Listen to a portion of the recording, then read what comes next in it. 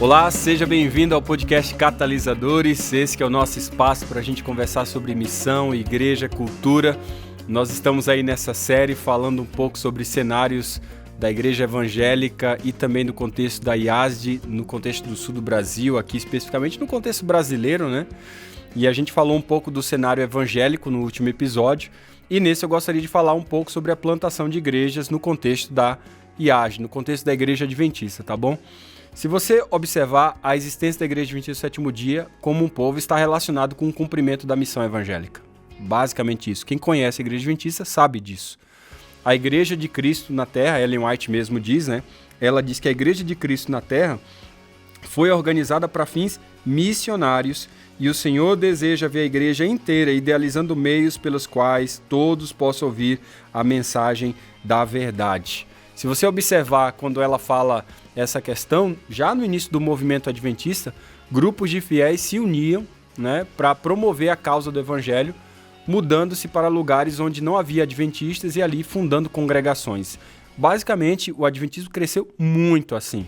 Essa abordagem provocou um crescimento explosivo que acabou permitindo que a igreja se espalhasse pelo mundo inteiro. Se você ler esse livro do pastor Joseph Kidder, que foi lançado recentemente sobre a igreja da CPB, ele vai falar bastante isso aí, é bem interessante, no último capítulo principalmente, né? Um outro fator que fez com que a IASD ela tivesse um ímpeto para a plantação de igrejas era o seu entendimento a respeito do ofício do ministro de tempo integral. E é nesse ponto que eu gostaria de focar a minha atenção com vocês nesse episódio, tá?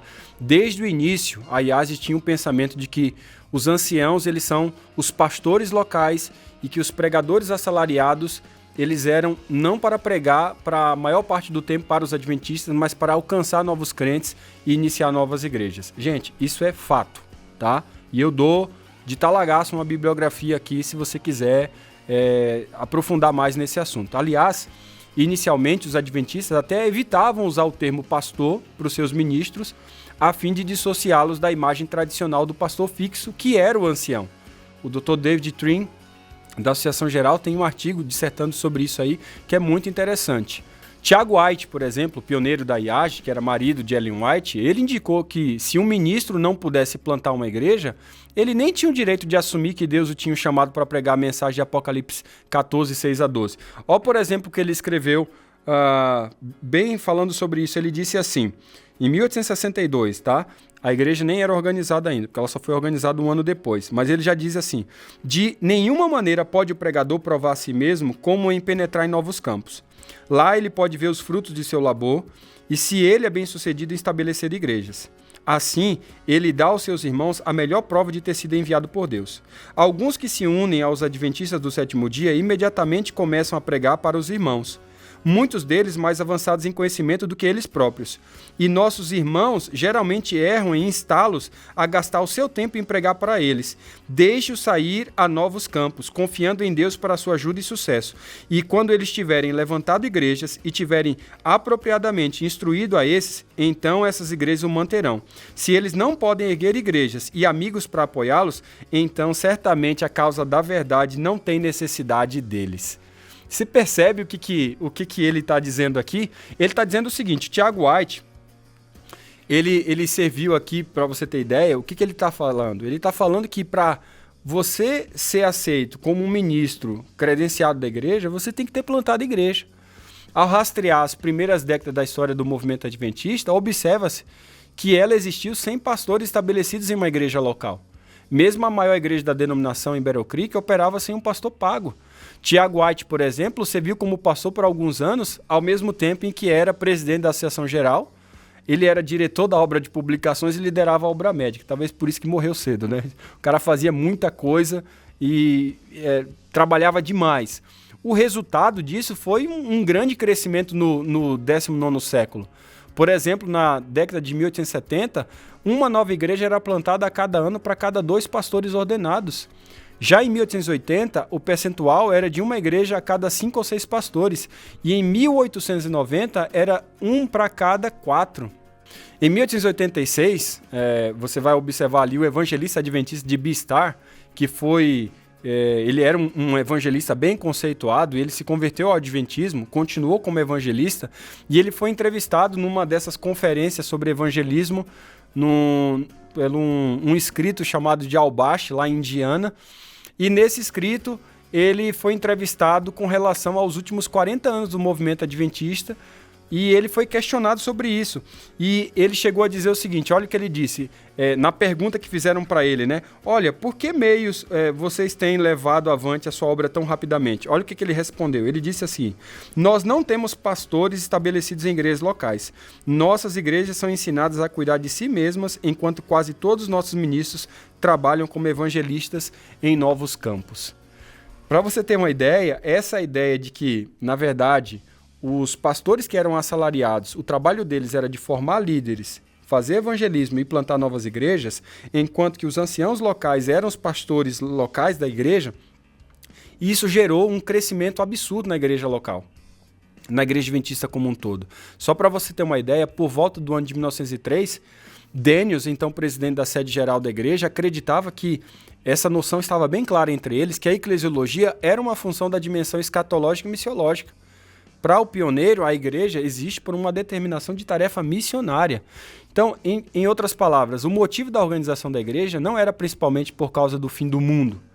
Tá? Também tem esse elemento, mas porque a igreja tem uma tarefa a realizar, que define tanto o seu modus operandi como a sua razão de ser como participante da missão de Deus. E aí fica claro que houve uma clara visão funcional da natureza da igreja, como especificado já aí em outros episódios, como a gente tem levantado aqui. A constante ênfase da igreja era evangelismo e plantio de igreja.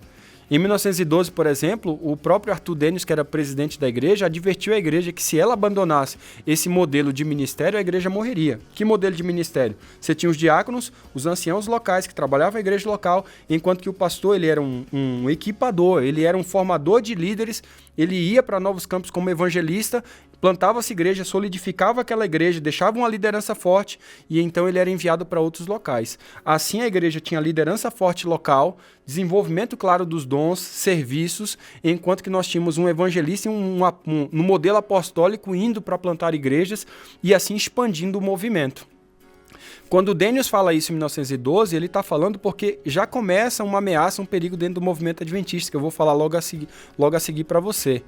Ele vai falar, por exemplo, que nós, os adventistas, nós não temos instalados pastores em igrejas. Ele falou isso em 1912. Em algumas das nossas maiores igrejas, nós temos elegido pastores, mas, como regra, temos realizado a obra evangelística e o trabalho no campo, enquanto nossos irmãos e irmãs têm permanecido prontos a manter o serviço da igreja e conduzido as tarefas da igreja sem a presença dos pastores. E eu espero que isso nunca cesse de ser o sistema em nossa denominação. Senão, nossas igrejas enfraquecerão e perderão sua vida e espírito e se tornarão paralisadas e fossilizadas, e a nossa obra estará em retrocesso. Gente, o que ele fala é muito forte. É muito forte. Ele diz, não é assim que funciona o movimento adventista. O movimento adventista funciona diferente. Mas você vê que nessa data já começa alguns resquícios de terem pastores locais por influência evangélica dentro do contexto adventista, tá? Dentro desse entendimento de como se percebe a questão de oficiais dentro da igreja, principalmente do oficial assalariado. É por causa do claro compromisso com a Bíblia e um entendimento da igreja, de uma eclesiologia bem robusta, que é refém de uma visão missiológica e cristológica, que o crescimento da IAGE no final do século XIX foi explosivo, gente. A comparação entre alguns dados de 1963 e 1883 aponta informações relevantes para o crescimento da igreja. Basicamente, a partir do estabelecimento da sede geral da igreja em 1863, houve um aumento de mais de 490% do número de membros. Houve um crescimento de mais de 528% da quantidade de igrejas. E a relação de ministros cresceu mais de 1000%. E você atribui como? É esse sistema equilibrado. Você tem os diáconos com foco para a comunidade, os anciãos com foco para dentro da igreja, com pastoreio, de desenvolvimento pastoral bem claro, enquanto que o assalariado está desenvolvendo um trabalho, como Paulo, de equipes missionárias para poder fortalecer a liderança, equipar os crentes, desenvolver liderança forte, evangelismo e plantação de novas igrejas. A igreja cresceu muito, muito, exorbitante. No entanto, esse crescimento ele não se sustentou no século seguinte. E aí vem o quê do negócio, né? Por que isso aconteceu? Aí você começa a ver uma diminuição do ímpeto de plantação de igreja na IAGE, e isso se tornou comum à medida que a transformação acontecia, principalmente no entendimento das suas lideranças. Um exemplo disso é que na América do Norte, na década de 1990, foram necessários 120 pastores para plantar uma igreja por ano. É disso que nós estamos falando. Então, a grande pergunta é, como é que acontece essa diminuição do ímpeto de plantio de igreja no contexto adventista? Bem, isso começa um pouco lá atrás. A história de diminuição do ímpeto de plantação de igreja na IAGE tem a sua gênese exatamente no período do seu maior crescimento, tá?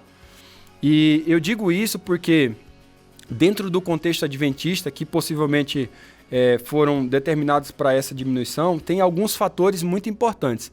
Uma delas é que uma realidade incômoda para aquele período, e em nossos dias também, está relacionada ao enfraquecimento missionário do movimento adventista em alguns contextos.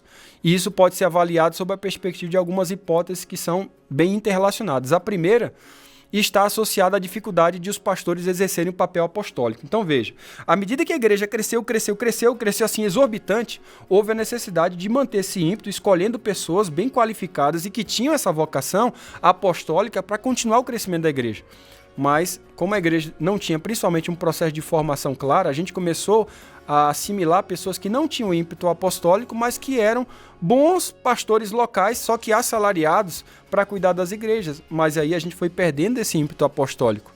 Então, à medida que a gente foi perdendo esse papel apostólico de supervisionar as igrejas de tempos em tempos, a essas igrejas constituídas, sem a orientação de líderes experientes, a tendência de alguns seria se distanciar dos propósitos denominacionais originais da igreja.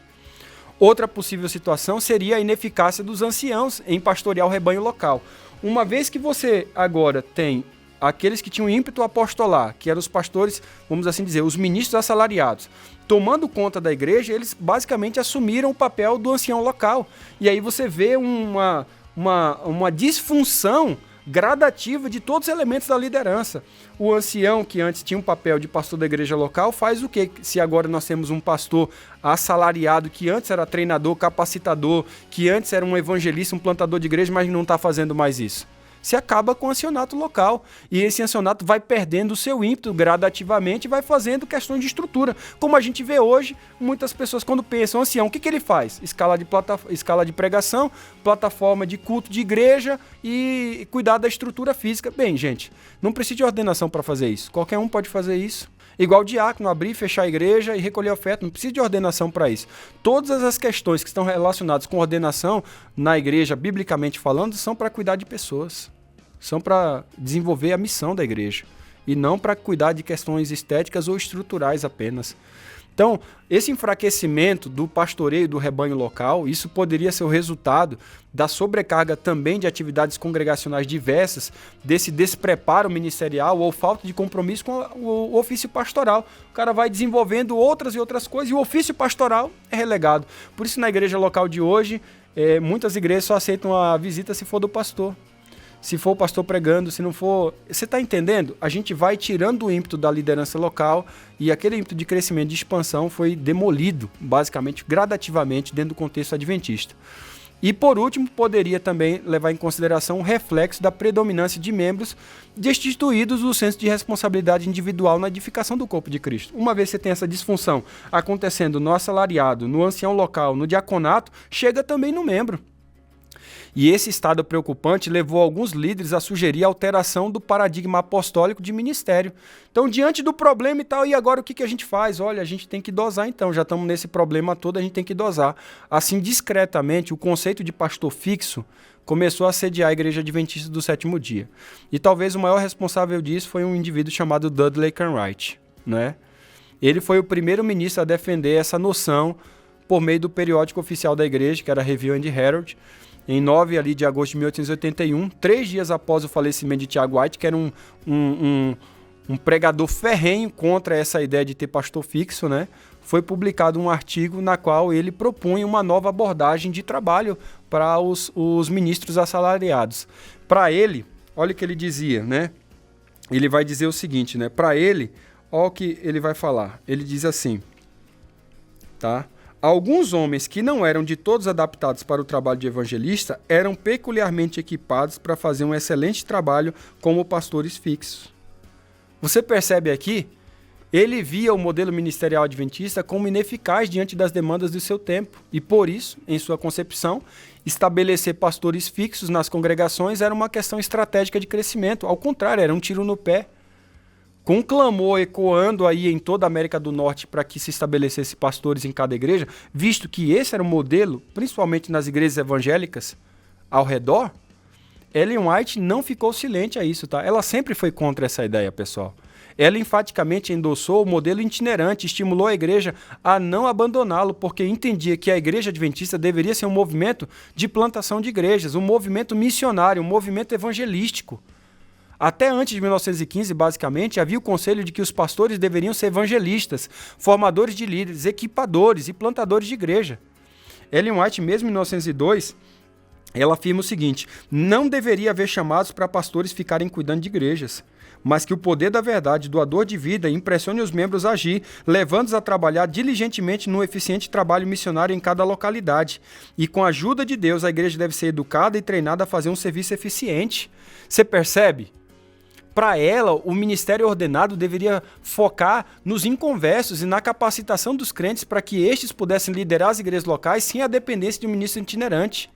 Ela vai dizer mais o seguinte: em vez de conservar os ministros trabalhando pelas igrejas que já conhecem a verdade, digam os membros das igrejas a esses obreiros: e de trabalhar pelas almas que perecem nas trevas. Nós mesmos levaremos avante os trabalhos da igreja. Nós realizaremos as reuniões e, estando em Cristo, manteremos vida espiritual. Nós trabalharemos pelas almas que estão ao nosso redor e elevaremos nossas orações e mandaremos nossas ofertas para manter os obreiros nos campos mais necessitados e destituídos de auxílio.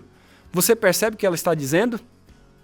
Ellen White, ela considerava a necessidade de um pastor para cuidar de uma igreja como evidência de que o povo não tinha sido disciplinado e a igreja precisava ser reconvertida. Olha, por exemplo, o que ela diz: mas as igrejas estão morrendo e querem um pastor que lhes pregue. Devem ser ensinados a dar fielmente o dízimo a Deus, para que os possa fortalecer e abençoar. Devem ser postos em ordem de trabalho, para que possam receber o alento do Senhor. Devem ensinar-lhes que, a não ser que possam permanecer por si sós, sem um pastor, precisam converter-se, sendo de novo batizados, necessitam nascer de novo. Gente, é muito forte o que ela está falando. Ellen White publicou diversos textos afirmando a base do modelo apostólico, defendido por ela e por seu esposo também, desde os primórdios do movimento, exaltando principalmente atitudes em que os ministros deveriam adotar para promover o avanço do adventismo e não ficarem estagnados numa igreja local como sendo uma babá glorificada dos membros. Ela não recomendava que 1 ou 2 ministros fossem ao mesmo campo reiteradas vezes. Sempre ela disse, deveria haver um intercâmbio de trabalhadores. Assim as igrejas poderiam ter o benefício de seus diferentes dons dos ministros. Se você ler um livro do Russell Burr, um livro muito interessante, Reacendendo uma Paixão Perdida, está em espanhol esse livro, ele menciona que apesar de todo o conselho de Ellen White, a tendência de ter pastores nas igrejas estabelecidas continuou até se tornar uma prática comum. Para você ter uma ideia, o Dr. Gerard Damstig, da Andrews, agora acho que ele está aposentado, ele foi muito enfático ao dizer que hoje, cerca de 150 anos depois, após a organização oficial da igreja, pouco resta do modelo da liderança do Novo Testamento daquele que os pioneiros originalmente adotaram. Ele está falando disso, ele está falando o seguinte: precisa haver esse modelo apostólico de um ancianato como pastor da igreja local, o diaconato com esse ímpeto para a comunidade interna e externa, mas esse que é assalariado, esse ministro assalariado como um equipador, como um formador de líderes, um evangelista e um plantador de igrejas. Na compreensão primária da IAGE, quando o ministro de tempo integral assume a sua vocação bíblica, isso implica na perspectiva prática do trabalho. Esse retorno de origem vocacional cria uma cadência de multiplicação de pessoas, de grupos e igrejas. E, inevitavelmente, leva a um movimento de discípulos que fazem discípulos, de líderes que geram outros líderes e de igrejas que plantam igrejas. Não é esse, afinal, o ímpeto que nós estamos tentando resgatar aqui dentro do nosso contexto, de tantos outros contextos que nós temos levado o plantador, o Ex e o Vintage. Além disso, você vai perceber que todo esse ímpeto catalisa uma visão orientada para a liberação dos dons e ministérios, de uma liderança apostólica, de um governo simples. a retrospectiva dos últimos 36 anos de atuação da IAGE no sul do Brasil aqui, mostra que a motivação para a plantação de novas congregações ainda está presente na prática de trabalho de boa parte dos seus ministros assalariados, mas é aquém do desafio e do potencial que a gente tem. Por exemplo, eu tenho aqui uma tabela que mostra que a gente está abrindo igrejas. Nós começamos em 2012 com cerca de 109 congregações, depois 103 em 2013, 67, 71, 52, 60, aí vem 39, 62, 25 e 34, principalmente 2020 e 2021, pelo contexto da pandemia. Mas quando a gente olha a frequência de fechamentos, começa de 12, 40, 55, 37, 38, 39, 71 e vai crescendo. E aí vem 36, 31 e 22. Ou seja, nós estamos tendo um saldo muito aquém daquilo que é o potencial do movimento. E muito disso se reflete também porque nós estamos precisando agora passar por esse entendimento de uma visão, principalmente do desafio urbano para a Igreja Adventista, até porque o sul do Brasil e o Brasil como um todo está cada vez mais urbano. Hoje, basicamente, mais de 95% da população brasileira estão nas cidades, nas grandes cidades, principalmente aqui no contexto sulista. Só que, historicamente, a IAGE cresceu convencendo outros cristãos sobre a verdade de ensinamentos adventistas, né? Por isso que a gente tem um grande trânsito de contextos evangélicos, pentecostais para o contexto da igreja. Isso é muito forte, mas, de fato, a igreja hoje tem um olhar para aquilo que a gente chama de mais de missão global. Eu quero falar um pouco disso mais à frente para vocês. É uma igreja que foi organizada na segunda metade do século XIX. E ela foi organizada no contexto rural norte-americano. Ela surge no contexto sul-americano, Entre Rios, Crespo. É roça, gente. Ela surge no Brasil, Gaspar Alto. Até hoje é roça. Desculpa aí o pessoal de Gaspar Alto, mas aonde a igreja nasceu não foi nem na cidade de Gaspar Alto, foi na roça que fica no município de Gaspar Alto. Na roça. Ou seja, o contexto de surgimento da Igreja Adventista, desde a América, quanto contexto sul-americano, brasileiro, é um contexto de roça, é um contexto rural. E isso implica mudanças, desafios para essa igreja que precisa ir para o contexto urbano, porque 95% da população estão hoje nas cidades. E aí, o que faz? Foge para a zona rural e perde? O que é? Ninguém vai pregar mais? Eu vou falar um pouco disso mais à frente ainda nesse episódio. Então você vai ver que a igreja surge nesse contexto rural, mais de 150 anos depois da sua institucionalização. A IAGE é uma denominação cristã bastante até internacionalizada. Em 2017, a igreja já operava em 212 países dos 235 das nações e territórios reconhecidos pela ONU. E é exatamente por causa dessa sua autoconcepção de que tem uma missão global, essa igreja tem sido desafiada a dialogar com diversas culturas e etnias, as mesmas que ao longo do tempo também passaram por reformulações, mudanças. E aí o discurso adventista indica que essa denominação enxerga como um dos seus principais desafios contemporâneos é ampliar sua relevância nos centros urbanos, num contexto que é cada vez mais cosmopolita e religiosamente diverso. Mas se essa igreja não resgatar esse ímpeto apostolar, evangelístico, de capacitação dos crentes, como é que fica a igreja? Ela perde seu ímpeto missionário. Nas grandes cidades dos países desenvolvidos, como Estados Unidos, nações da Europa Ocidental, Austrália, Nova Zelândia, a presença adventista está em declínio entre os nativos desses contextos e cresce quase que exclusivamente entre comunidades de imigrantes, principalmente imigrantes do sul global. Os dados de basicamente 2013 aí mostram um mapeamento da presença adventista nas cidades com mais de 1 milhão de habitantes e, de fato, os líderes tomaram um choque quando fizeram esse estudo, tomando como base os estudos de demógrafos, né, como o Birkhoff, aí, por exemplo. Os autores catalogaram em pelo menos 500 metrópoles e eles procuraram identificar quantos basicamente membros e congregações e instituições a denominação tinha nessas cidades, principalmente dentro do contexto adventista. Quanto que a gente tem nessas grandes cidades com mais de 1 milhão? E sabe o que concluíram? Concluíram que o desafio urbano adventista era muito maior do que os líderes da igreja imaginavam. Enquanto 24% da população global viviam nessas 500 cidades, cerca de 13% dos adventistas estavam nessas mesmas metrópoles, ou seja, quase que metade. Por sua vez, a presença adventista nas grandes cidades do Brasil é um pouco mais expressiva do que em outras partes do mundo, é verdade. Por aqui, a IAGE é a segunda maior igreja evangélica de missão, com um pouco mais de 1,5 milhão de fiéis, de acordo com o censo do IBGE de 2010. Agora já aumentou um pouco mais.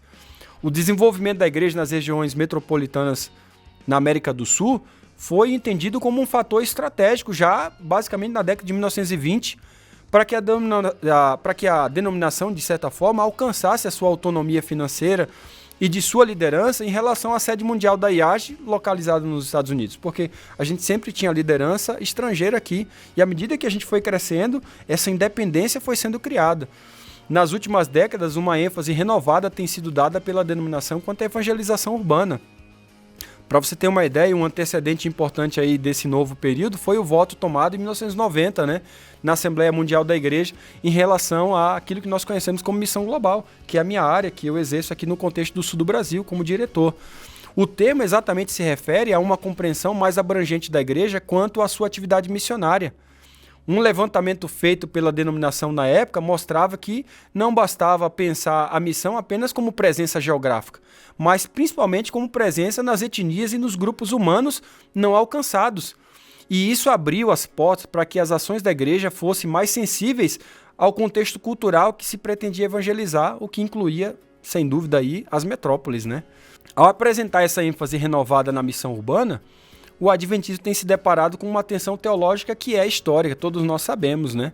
Apesar de enxergar as grandes cidades como um campo missionário, o discurso institucional adventista muitas vezes tem olhado com muitas ressalvas para as metrópoles. E o olhar é como se fosse verdadeiras incubadoras ou propagadoras de uma cultura secular, formando assim um ambiente que oferece muitas tentações, que se mostra inadequado para o estilo de vida adventista saudável, né? Segundo uma interpretação primária, eu diria até da tradição original do movimento, até porque a gente nasceu e surgiu desse contexto rural. Mas é muito importante a gente olhar a Ellen White, porque ela parte de um contexto rural e depois ela vai para o contexto urbano, e é interessante que quando ela volta, né, da Austrália, ela vai para o contexto super urbano, que é o contexto de São Francisco. Aquela região de Highlands ali é uma região populosa para a época no adventismo. Los Angeles e tudo que tem ali ao redor. Prova disso é que muitas instituições adventistas, dentro dessa mentalidade rural, muitas instituições de saúde, de comunicação, de educação foram estabelecidas no interior ou transferidas do entorno das grandes cidades à medida em que essas regiões se tornaram conglomerados urbanos. Na tradição adventista, 2 fatores parece que contribuíram bastante para essa formação de um espírito anti-urbano.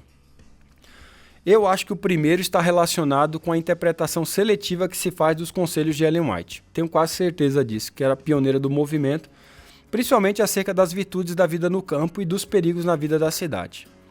Então, um olhar seletivo dos escritos dela vai apontar para isso. O segundo diz respeito à escatologia do movimento, que muito também, por influência de Ellen White, vê nas cidades o epicentro de uma perseguição futura e global contra o povo de Deus e que se dará antes ali da volta de Jesus Cristo à Terra. Então, esses 2 elementos têm um papel fundamental. Mas, como eu disse para você, se você fazer uma análise hermenêutica dos escritos de Ellen White, você vai ver uma progressão do entendimento dela a respeito das cidades. Ela sai de um contexto rural, vai para as cidades, vai para a Austrália, quando volta, vem para o contexto urbano. É tanto que o entendimento dela de igreja, dentro desse contexto urbano, é entendimento de igreja com essa mentalidade de influência. Por quê? Mentalidade de contexto urbano. Né? Mentalidade do contexto, ao lidar com Kellogg em Chicago, com Haskell em Nova York, com John Tyndale, John Corliss na região de São Francisco, já muda a mentalidade de Ellen White. É tanto que o livro Vida no Campo, que surgiu dentro do movimento adventista, uma compilação dela sobre essa realidade da vida no campo, chegou aqui basicamente na década de 50, o livro Ministério da Igreja das Cidades, né, o Ministério nas Cidades, veio chegar no Brasil basicamente em 2010. E é 5 vezes mais o número de citações que tem nessa compilação do que na Vida no Campo. Não obstante, isso só foi surgir o quê? Há basicamente 10 anos atrás. Então, esses fatores, eles apontam para desafios que a denominação deve enfrentar para lidar com a cidade que é cada vez mais secular e consumista. E esse processo de transição indica uma mudança de paradigma de uma sociedade industrial para uma pós-industrial, de uma moderna para uma condição mais pós-moderna. E sobre essa transformação, até o Peter Drucker, ele fala sobre essa realidade, né, quando ele afirma, dizendo o seguinte, que a cada algumas centenas de anos na história ocidental acontece uma profunda transformação. Dentro de poucas décadas, a sociedade se reorganiza, sua cosmovisão, seus valores básicos, sua estrutura social e política, suas artes, suas instituições fundamentais, tudo isso muda. 50 anos depois, há um novo mundo. e as pessoas nascidas neles não são mais capazes nem de imaginar o mundo em que os seus avós viveram e em que seus pais nasceram. Nos dias de hoje, estamos vivendo no meio de uma transformação assim. Só que, gente, essa transformação hoje é cada vez mais rápida. Não leva mais 50 anos. Tá? Nossas crianças já começam batendo no iPad, num celular, tocando. Não é mais uma máquina de datilografar, é diferente. Diante dessas mudanças, é necessária uma reflexão missiológica sobre o futuro da vida urbana da igreja, visto que a missão de amanhã será sobretudo urbana e pós-moderna. Nesse sentido, o pós-modernismo tem sido considerado pela igreja muito mais como uma ameaça do que uma oportunidade de envolvimento da missão de Deus para gerações urbanas e pós-modernizantes. Então, eu chego à conclusão seguinte diante desse contexto, de que é muito necessário, desse contexto de uma renovação no ímpeto do entendimento do oficial da igreja, da liderança da igreja, bem como desse entendimento do porquê que nós arrefecemos, porque a gente seguiu a ideia de Dudley Wright, que mais tarde depois se tornou um crítico da igreja, crítico ferrenho de Ellen White, morreu sendo um batista e não um adventista, não é? E mais tarde ele, consequentemente, dizia que a igreja iria morrer, pelo contrário, a igreja cresceu e muito. E nós seguimos mais ou menos o modelo que o Dudley Wright trouxe à tona, mais do que aquilo que os pioneiros originais de que Ellen White tanto defendia. A gente precisa reorganizar isso. Agora, mais ainda, esse contexto urbano, a gente precisa dar uma revisitada, principalmente diante desse ímpeto inicial de um engajamento com plantação de igrejas. Porque quando você percebe que a gente não leva em consideração esses elementos, a perda gradativa desse DNA e os desafios sofridos pela urbanização, a IAD, de certa forma, necessita desenvolver um resgate de caminhos esquecidos que a levaram a ser uma igreja mundial. Preparar os seus membros e líderes nessa visão que deu forma à Igreja Adventista do Sétimo Dia, eu acredito ser fundamental para que a igreja continue avançando na missão de expandir o reino de Deus. E para isso a igreja precisa criar processos claros de formação de plantadores com essa mentalidade. Eu acredito que é isso que nós estamos tentando desenvolver aqui no nosso contexto, com uma residência de plantadores, de formação de plantadores, com essa mentalidade de resgate de caminhos esquecidos dentro do movimento adventista. Dizer que o pastor precisa ressignificar o seu ministério como um equipador, como alguém que é um formador de líderes, como alguém que é um evangelista, é um plantador de igrejas, mas que deixa anciãos bem fortes, com um diaconato com foco interno e externo para a comunidade. E quando a gente vê isso acontecer, eu acredito que a gente vai ver um ímpeto de plantação cada vez maior. Esse cenário no movimento adventista aponta para esses desafios que nos levam para essa obrigação hoje de a gente criar processo de formação de plantadores com muito mais intencionalidade e com uma mentalidade que seja cada vez mais baseado em princípios missiológicos, cristológicos, muito fortes, muito bem claros, né? Eu acredito que a gente pode falar um pouco disso no próximo episódio, para a gente encerrar então essa série, e eu acho que vai ser muito bom a gente abordar isso aí, para a gente falar um pouco sobre o processo de formação de plantadores. É claro que eu quero falar sobre, não a estratégia em si, mas de falar sobre aquilo que envolve esse processo de formação e que dá forma para um movimento de igrejas que plantam igrejas. Bem, eu espero você nesse próximo episódio, eu acredito que vai ser muito bom. Se isso foi legal para você, compartilha com seus amigos e a gente se vê logo logo. Até breve, um grande abraço para você e bye bye.